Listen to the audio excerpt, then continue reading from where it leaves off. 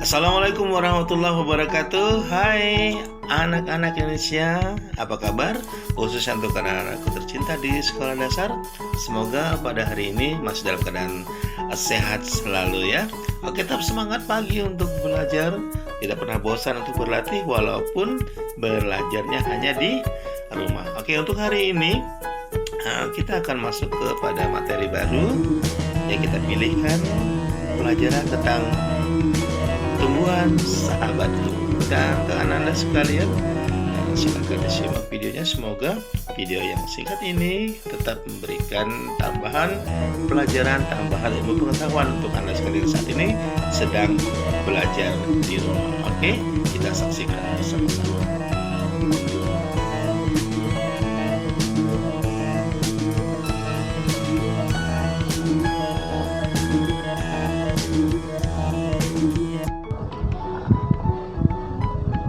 Hai anak Indonesia, jumpa kembali kita bersama Pak Yon tentunya masih dalam program belajar Ayo Belajar di Rumah. Bagaimana, sudah siap untuk mengikuti pelajaran pada hari ini? Oke ya, siapkan alat tulisnya, siapkan juga mentalnya untuk belajar. Hari ini kita akan membahas tentang selamatkan makhluk hidup. Kita ambil dari buku kelas 6 ke-13 revisi ya, dengan subtema tumbuhan sahabatku. Nah, ada kupu-kupu, ada bunga. Nah, karena apa? Hari ini kita akan bicara tentang bunga sempurna dan bunga tidak sempurna, dan satu lagi nanti perkembangbiakan pada tumbuhan. Nah, simak dan perhatikan ya. Oke, anak-anak sekalian, kita lihat di sini bagian-bagian dari bunga. Bunga sempurna ini ya, terdapat kepala putih, tangkai putih, dasar putih yang merupakan sel kelamin betina, dan kepala sari, tangkai sari merupakan sel kelamin jantan. Dilengkapi dengan kelopak bunga, mahkota bunga, bakal biji, dan tangkai. Oke, Ananda, silakan diamati dengan seksama sembari diingat ya. Jangan lupa tadi mempersiapkan alat tulisnya untuk bisa dicatat. Yang penting-penting untuk dicatat dalam pembelajaran ini ya. Nah, setelah nanti kita akan melihat pengertian dari bunga sempurna dan tidak sempurna. Nah, sekarang kita lihat pengertian dari bunga sempurna adalah sesuai dengan namanya, bunga sempurna adalah sebuah bunga yang memiliki dua alat reproduksi, yaitu alat kelamin jantan dan betina yang terdapat di dalam satu bagian ya. Nah, Anda bisa baca ulang di sini ya tentang pengertian dari bunga sempurna. Contohnya apa? Ada bunga matahari, ada bunga anggrek, ya, bougainville ya, bunga alamanda, dan masih banyak lagi bunga-bunga sempurna lainnya. Sekarang kita lihat pula bunga yang tidak sempurna. Apa sih bunga yang tidak sempurna itu? Bunga yang tidak sempurna adalah bunga yang hanya memiliki satu jenis kelamin saja ya, bisa cuma punya putik saja atau punya benang sari saja ya. Makanya disebut dengan bunga tidak sempurna ya, karena hanya memiliki satu alat reproduksi. Contohnya apa? Contohnya pada bunga asoka, atau kita lebih kenal dengan bunga jarumai ya. Dan ada pada bunga jagung. Siapa yang tidak kenal dengan jagung ditanam? Oke, selanjutnya kita harus tahu bahwa bunga tidak sempurna itu disebut juga dengan bunga uniseksual. Ya, bunga tidak sempurna disebut juga dengan bunga uniseksual ya. Bunga yang memiliki putik tanpa benang sari disebut dengan bunga betina atau karpelat, dan bunga yang hanya memiliki benang sari tanpa putik disebut bunga jantan atau staminat ya.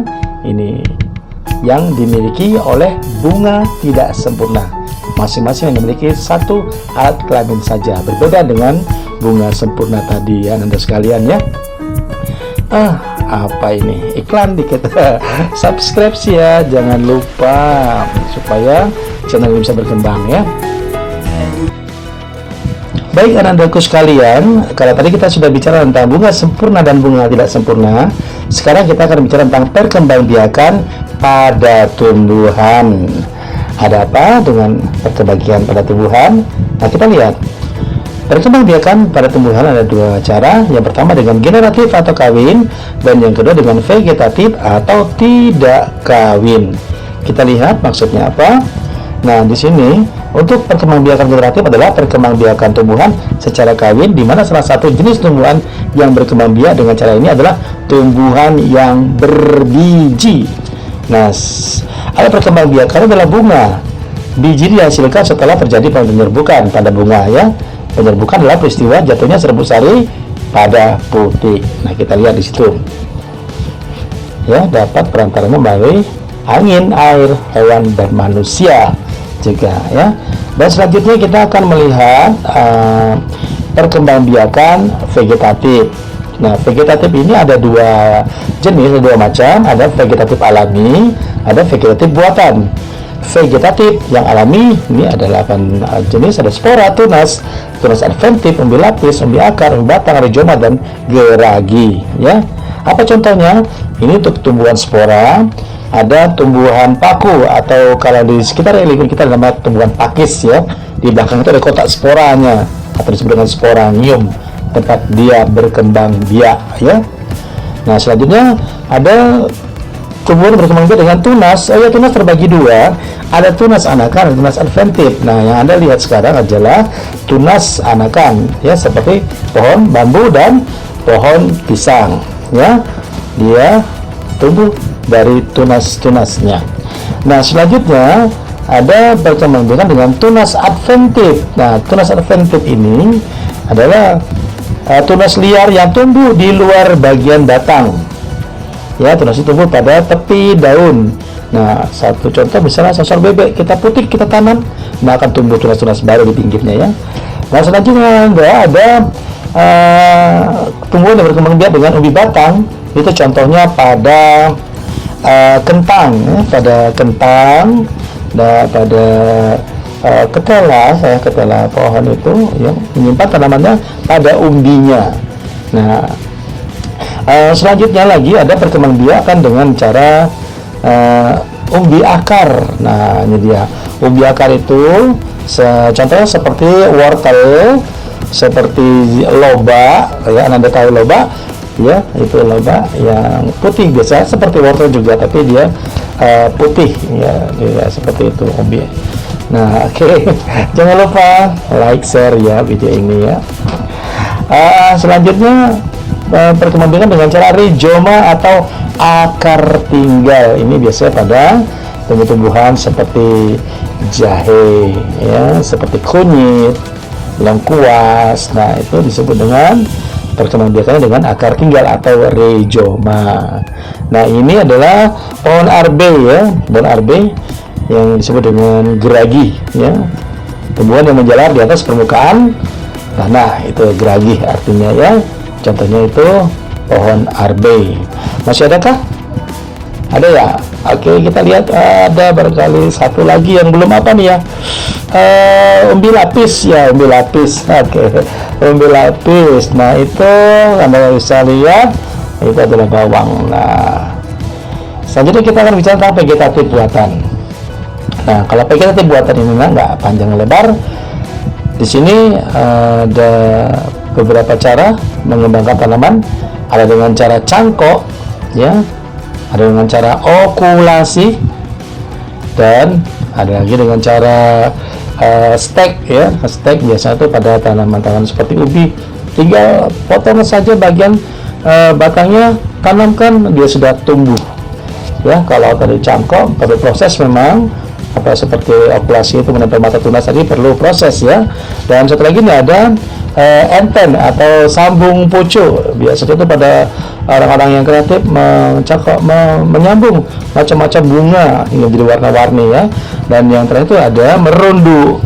Merundu itu menanamkan sebagian dari batang cabang yang bisa dilenturkan ke tanah sehingga jadi tanaman yang baru ya. Contohnya pada bunga melati. Oke ya, udah selesai. Kita tinggal membuat rangkuman sedikit dari pelajaran yang sudah kita bahas tadi tentang bunga sempurna, yang ceritanya bunga yang memiliki dua sel kelamin dalam satu bunga, yaitu putik dan benang sari. Ya, jika bunga tidak sempurna yang merupakan uniseksual yang hanya memiliki satu sel kelamin saja. Nah, Anda sekalian boleh baca dan boleh juga diulang kembali videonya, diperhatikan.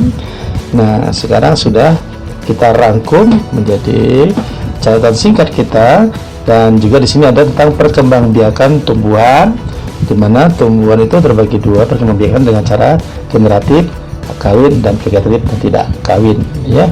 Baik Anda sekalian, kiranya ini saja untuk kita untuk hari ini. Semoga bermanfaat. Terima kasih sudah menyaksikan pembelajaran ini. Sukses selalu untuk Anda sekalian. Oke.